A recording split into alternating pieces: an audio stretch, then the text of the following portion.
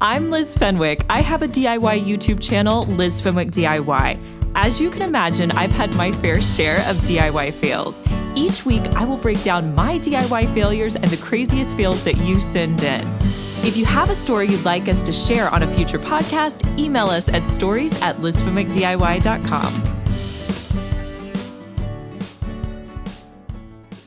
Hey everyone, welcome to DIY Disasters with Liz Fenwick. In this podcast, I share with you some of my best and most hilarious DIY disasters and fails, and of course, your disasters and fails that you send in to us. Now, I've invited my husband, the person that I rope into all of my DIY projects, to join me for this first segment where I'm going to share with him a DIY story. I have not previously told him about this, so this is going to be all new just for you guys. Hey everyone. I'm going to go back to our very first DIY project together. Do you remember what this would be?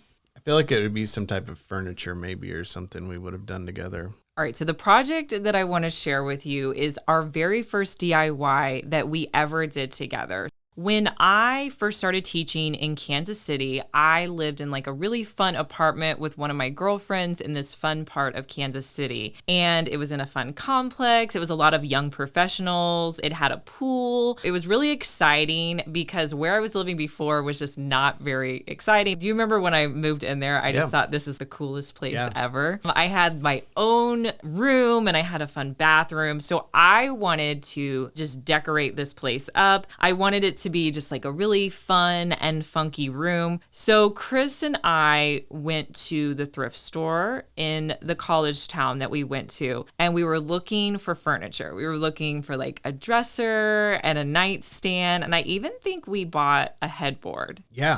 Yeah, we kind of had to piece it all together. I don't even know how we got... Oh, you had a truck at the time. Yeah. We literally bought an entire room at this thrift store. Yeah. I don't even know how much we spent. It couldn't have been... It wasn't very much. I mean, I don't think we could... At the time, I think we were trying to be on a budget as much as possible. Yeah, we had no money. So we bought all this furniture and we took it back to the house Chris was living in the college town that we were at. And we were going to paint the furniture red and black. I thought this was just the epitome of cool at the time. I know that you're thinking it's going to be bright and dramatic and just way not okay for a bedroom, but I didn't really understand the idea of a tranquil space and you know, making it subtle, relaxing and the ability to do that with your colors. I was just thinking, oh, this is fun. Like, let's do it. Yeah.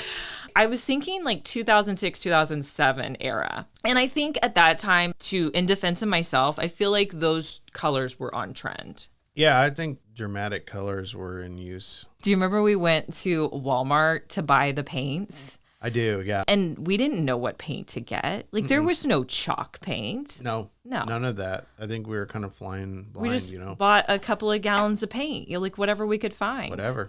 Yeah. So we proceeded to paint the dresser bright red. And my nightstands were black, and I think the bed frame was bright red as well. Do you remember? Yeah, we tried to make them all match. Yeah. Which we did. I mean, when we're talking bright red, it's like fire engine red. Yeah, fire engine, yeah. Maybe even a shade lighter than, like, more dramatic than that. Almost to the point where it kind of hurts your eyes when you look at it, but not quite that much. Yeah, then I purchased a black and white bedding to go with it, and I thought it was the coolest thing ever. Never once was I like, this does not look just awesome.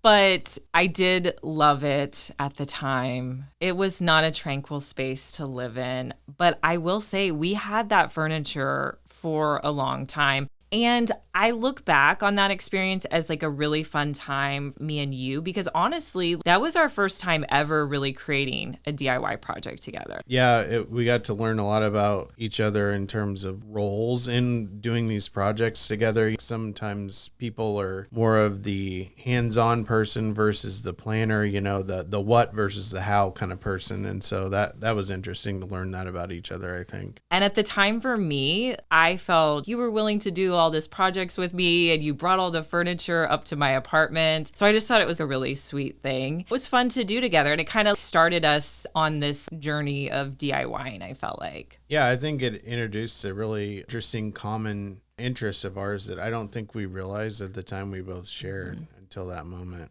And I also think based on the time frame of this, now we have so many different tools to teach us how to DIY. I mean, just like my YouTube channel. But like at the time, I don't feel like there was a lot. Like you basically asked like your family. We didn't have smartphones. We were like looking up YouTube videos or anything yet. You're either at the mercy of somebody willing to share their skills with you, or you were either just going to keep trying until you figured it out eventually. So YouTube wasn't as fumbled enriched through as it. it was now. Yes. Yeah, we just kind of fumbled through it. What was interesting about the paint was we used latex paint, right, for the normal part of it. We actually had to use oil-based paint for the inlays around it, which is normally used on the propane tanks outside. Problem was we couldn't get the paint to stick on top of it without using like an oil-based paint. So I didn't know that at the time, but it worked out well after accidentally stumbling upon that kind of paint. Yeah. It looked really good. We had no idea. And actually, I will say that dresser that was red that we painted, we kept that for years. We ended up painting it white, and it was in one of our daughter's rooms. And then I think we gave it to somebody in your family. Yeah, it went through several stages. And that's a good thing about DIYs in general like this that are furniture, is you can give it a different coat of paint, or you can change the style based off of what the trends are. And then eventually we gifted it to somebody else, and now it's their story, you know. I guess this is not really like a fail, because honestly, at the time, we thought it was really successful. I just think it's funny looking back and now at the style and just how like bold and outrageous it was for a bedroom. And now looking at my style where we have this white and beige bedroom, I can't imagine having red and black. But I guess if you're in your young 20s, like that's fun and something you want to do. Yeah, I would agree. I don't think any of these are really failures, more or less learning experiences in disguise with with a big journey, you know, along the way. So it was fun. I bet we looked funny driving all that red and black furniture up in your truck to Kansas City. There were people in their cars going, oh my gosh. Like, what do they have? All right, Chris, do you have anything else to add about black and red furniture from the thrift store that you painted? No, I don't. All right. Well, thanks for joining us for this segment. I'm sure we'll see you on a future podcast. Next up, you guys, I'm going to be sharing with you some of your best DIY disasters that you sent in to us.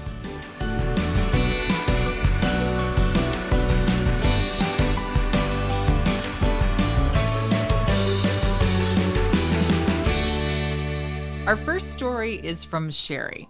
I've been wanting a spa-like primary bathroom for quite some time.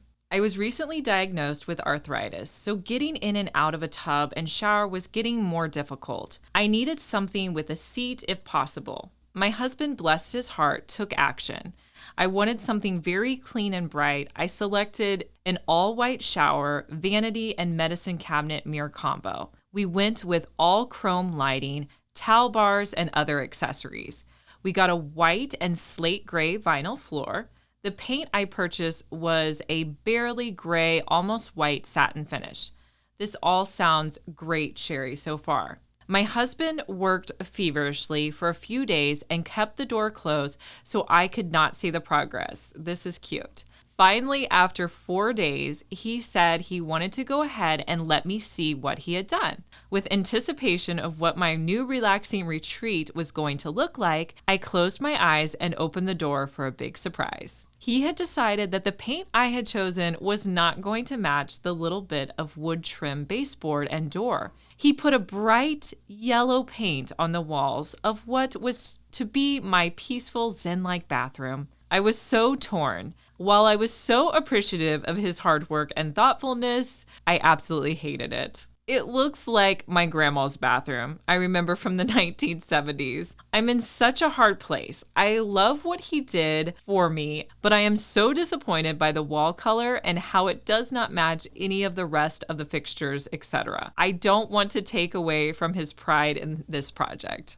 Oh man, okay, so this is a tough one. I give you a lot of props, Sherry, because I feel like it would have shown on my face how I felt about the wall colors. I do totally feel bad for your husband. I don't know what the solution is. Maybe you need to have someone come in, like an outsider, say something about it so you're not the bad guy. I don't know. Maybe put it on your kids to do.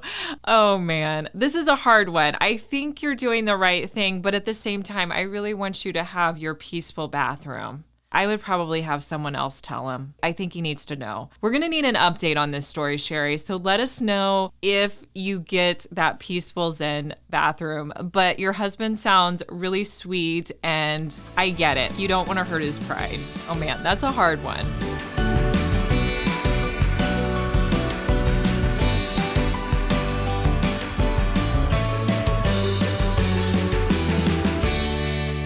This next story is from Cindy. Cindy said, I picked a soft pink paint called Dusty Rose for a craft room in our new house. Ooh, that's exciting. You have a craft room. It was so exciting thinking how it was a beautiful room to work in. As we painted it on the walls, I kept thinking, this sure is bright. My husband kept saying it will darken as it dries. Oh my gosh, that's the thing I always have said. Oh, it'll get darker. Don't worry. It's going to be better once it dries. Well, it didn't. It was the most horrendous color and I was sick. Thank goodness it was just paint, but it took 2 coats of a soft tan color to cover that paint. I'm sticking with neutrals now and then adding colors with accent items. Huge mistake. I mean, haven't we all just made the biggest mistakes with paint colors? I have now learned that I have to get sample paints no matter what. I know sometimes it's just easier to just go pick up paints, but every paint looks so different and it looks so different in every room. So I will get like a little sample paint. I'll spend the $5, get a sample paint, bring it home, and I paint like a big box. You want to paint a really large box when you're doing a sample paint. Don't just do a little strip, paint a big box. And sometimes, depending on the lighting of your room, you should do it on different walls. Then I recommend sitting with it for several days. Let your paint just sit there and watch it. Like when you walk into the room, see if you like it. And I feel like that just saves so much time because there's nothing worse than when you spend all that time painting a room and then you're not happy with it. So I totally feel you, Cindy. And that is why I've made that mistake so many times that now I will only get the sample paint before I paint a room.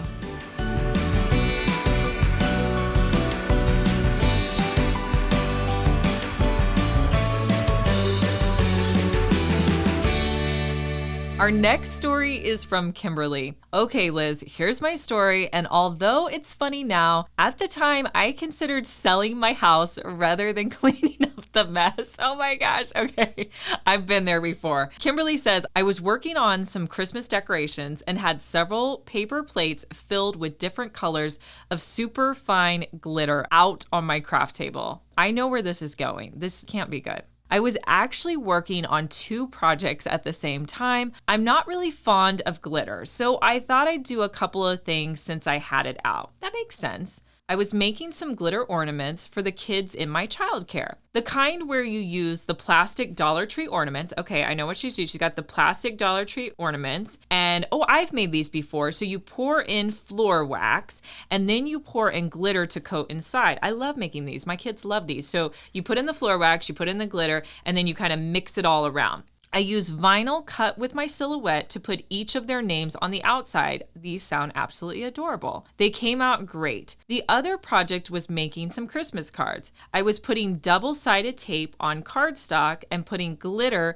onto it to make a background. Well, when you're menopausal and having your own personal summer, your brain does not always work correctly. So I reached up and turned on my ceiling fan. Yep, it happened. Superfine glitter flew all over my craft room.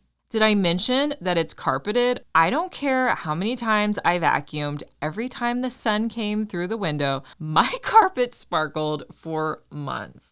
Oh my gosh, this is the worst. I would want to move too. Kimberly added, my 2 best tips regarding glitter are, 1, don't use glitter under a ceiling fan. Got it. Great tip. 2, if you forget, number 1, just sell your house. Let someone else clean it up. And number 3, otherwise, the only tip is that on hard surfaces, Swiffer dusting cloths do a remarkable job of picking up glitter. That is a good tip. Glitter can be the worst. I hate it when they put it on like the Dollar Tree florals and then you get it everywhere. Anytime I'm messing with those Dollar Tree florals, the glitter is just everywhere. Oh my goodness. Okay, I feel you on that one. Glitter is the worst. I bet there's still glitter in your carpet. I think that would be so hard to get out of your carpeting.